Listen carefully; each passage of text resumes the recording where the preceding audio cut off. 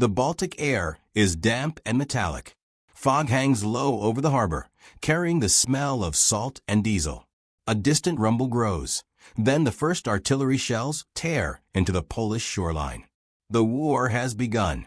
But this moment, so often remembered as the opening shot of World War II, is not the true beginning of the story. The roots of Nazi power stretch backward through the 1930s, beyond the rallies and the uniforms, beyond the speeches and the salutes. They cross borders. They move through ledgers, patents, contracts, and subsidiaries. They pass quietly through banks and boardrooms, not trenches. This is the paradox at the heart of the 20th century's greatest catastrophe. A regime built on radical nationalism, sustained in part by global capital.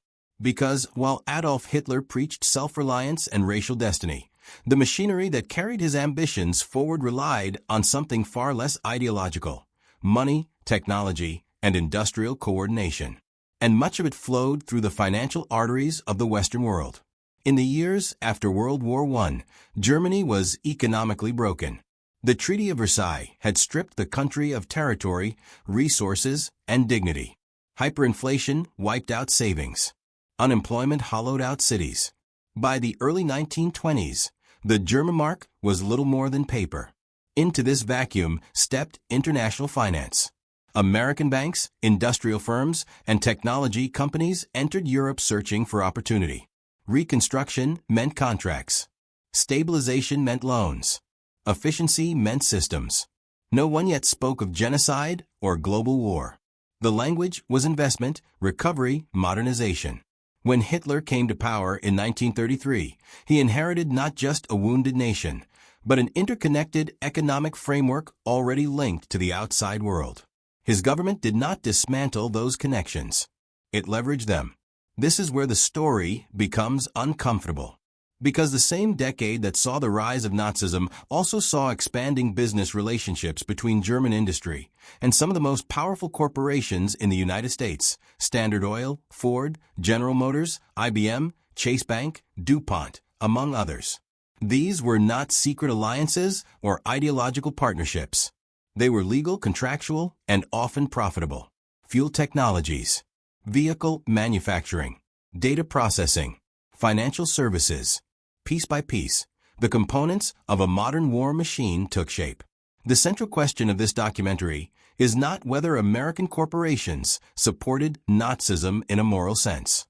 It is more precise and more troubling. How did global financial systems and corporate incentives enable a regime to transform ideology into industrialized warfare? The answer lies in structures rather than villains, in mechanisms rather than slogans, patents that could not be broken, subsidiaries that blurred national lines, legal protections that outlived moral clarity. As Europe edged toward war, these systems continued to operate, sometimes slowed, sometimes redirected, rarely dismantled. By the time the first bombs fell on Poland, the Nazi war machine was not improvised.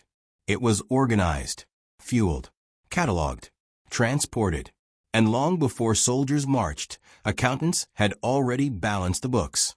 This documentary follows that paper trail, not to simplify history, but to complicate it. Because the story of World War II is not only about dictators and democracies. It is also about how modern power is assembled quietly, incrementally, when profit and policy intersect. What follows is not an accusation, but an examination. A look at the architects, the systems they built, and the unintended or unacknowledged consequences that followed. The war began with gunfire, but it was prepared with signatures. One at the aftermath of defeat, Germany's economic opening.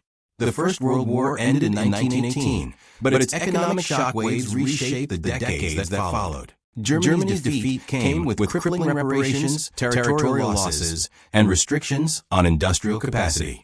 Inflation spiraled. Confidence collapsed. To stabilize Europe, international financial institutions, many based in the United States, intervened. The Dawes Plan of 1924 and the Young Plan of 1929 restructured German reparations and opened the door to large-scale foreign lending. American banks became central players in Germany's recovery. Money flowed into infrastructure, heavy industry, and manufacturing. German firms modernized using foreign capital and technology.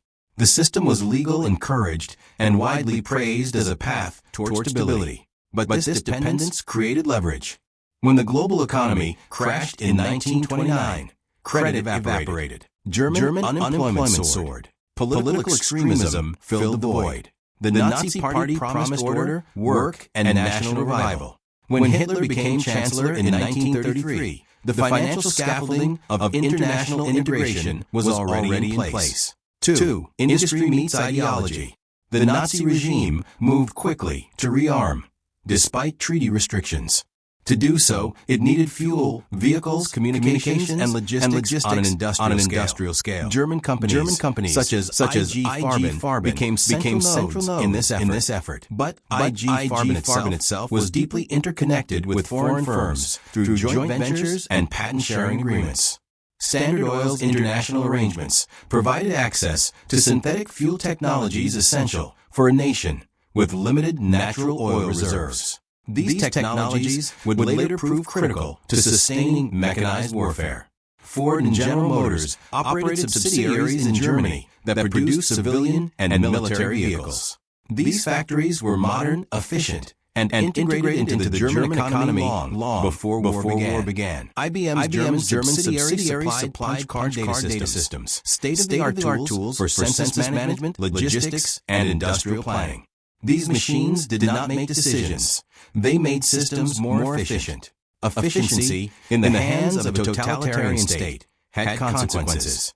3. Neutrality, subsidiaries, and legal distance. As the 1930s progressed, geopolitical tensions intensified. Yet many corporate relationships continued under the framework of international law. Foreign subsidiaries were legally distinct entities. Contracts were binding. Patents could not be revoked without compensation. When war broke out in Europe in 1939, the United States remained officially neutral. Business continued under complex legal interpretations. Even after America entered the war in 1941, investigations later revealed that some financial benefits persisted through blocked accounts, licensing fees, and post-war settlements. These were not acts of open collaboration, but of structural inertia. The system prioritized continuity. 4. War production at scale. By 1941, Germany had transformed into a fully mobilized war economy. Tanks, trucks, aircraft, and fuel flowed through integrated supply chains. The Wehrmacht's speed depended on mechanization. Mechanization depended on industrial capacity. And industrial capacity depended on years of preparation. The Nazi state coordinated production ruthlessly. Labor was coerced. Resources were centralized. Efficiency became an instrument of domination. The technologies and methods that had once symbolized modern progress now enabled unprecedented destruction. 5. Accountability after the war. When the war ended in 1945, the world confronted the scale of the crimes committed. Nuremberg prosecuted political and military leaders. Some industrialists faced charges. Many did not. In the United States, congressional investigations examined corporate conduct during the war. Settlements were reached. Fines were paid.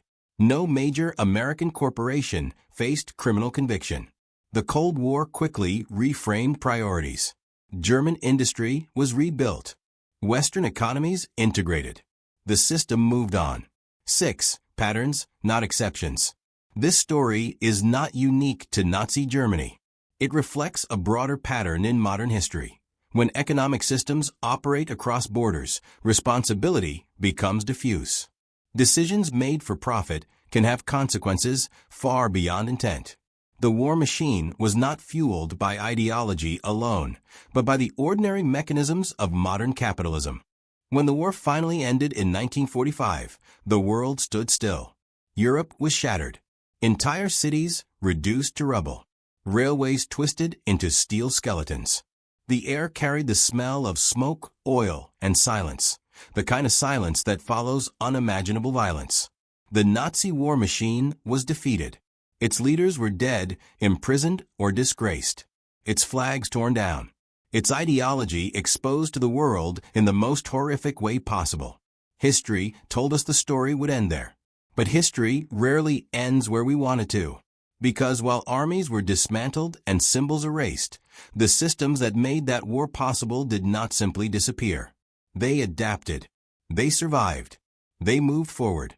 The story of World War II is often framed as a battle between good and evil, democracy and dictatorship, freedom and tyranny. And in many ways, it was.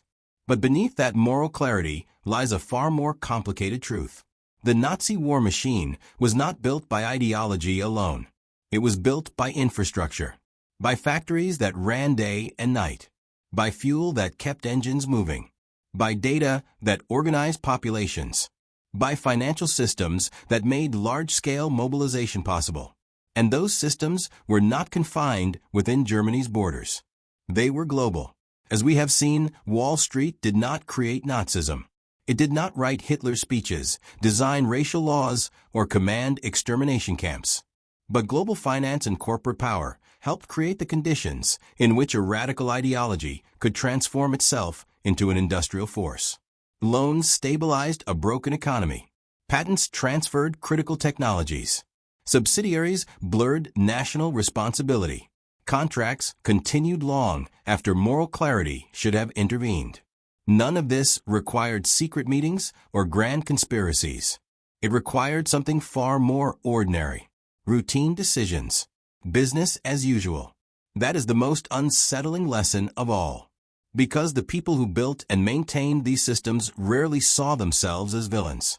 They were executives, engineers, accountants, lawyers, operating within legal frameworks, answering to shareholders, following incentives designed to reward efficiency and growth. Responsibility became fragmented. Moral weight was diluted across departments, borders, and balance sheets. And when no one feels fully responsible, the system continues unchecked. After the war, the world demanded justice. And justice came selectively. Political leaders were tried. Military commanders were sentenced. Some industrialists faced consequences. But most corporate institutions survived intact. Investigations were conducted. Fines were paid. Settlements were reached. And then the world moved on. The Cold War reshaped priorities. Former enemies became strategic allies. Economic reconstruction replaced moral reckoning. Corporations expanded. Markets globalized. Financial systems grew more complex, more powerful, more distant from the consequences of their actions. The lesson was quietly absorbed. Survival favored scale, adaptability, and silence. This is not a story about blaming the past for the present. It is a story about patterns. Because the mechanisms that fueled the Nazi war machine did not vanish in 1945. They evolved. Today's world is even more interconnected than the 1930s. Capital moves faster. Technology is more powerful. Data is more detailed. Supply chains stretch across continents. And once again, responsibility is diffuse. Decisions are automated. Outcomes are abstract. Consequences are delayed or outsourced. History teaches us that atrocities do not always begin with hatred. They often begin with indifference, with the belief that someone else will draw the line, with the assumption that legality equals morality, with the comfort of distance.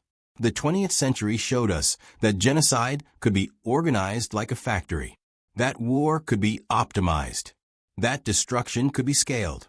And it also showed us that the most dangerous systems are not built by monsters alone, but by ordinary structures operating without ethical restraint. This does not mean that capitalism inevitably leads to catastrophe, but it does mean that unchecked systems, without accountability, transparency, and moral limits, can become instruments of unimaginable harm. History does not repeat itself in identical forms. It repeats in logic, in incentives, in silence. The Nazi war machine was defeated on the battlefield. But the deeper challenge remains unresolved. How do modern societies ensure that profit never outruns responsibility? How do global systems recognize consequences before they become disasters? How do institutions designed for efficiency learn to carry moral weight? These are not questions for the past. They are questions for now. Because the next great crisis will not arrive wearing the symbols of the last one. It will arrive disguised as progress, as innovation, as opportunity. And once again, history will ask not only who pulled the trigger, but who funded the system, who supplied the tools, and who chose not to look too closely. In the end, the most important lesson of this story is not about Wall Street, or Germany, or even World War II. It is about vigilance. Because the true danger of history is not that we forget it, but that we believe we are too advanced to repeat it.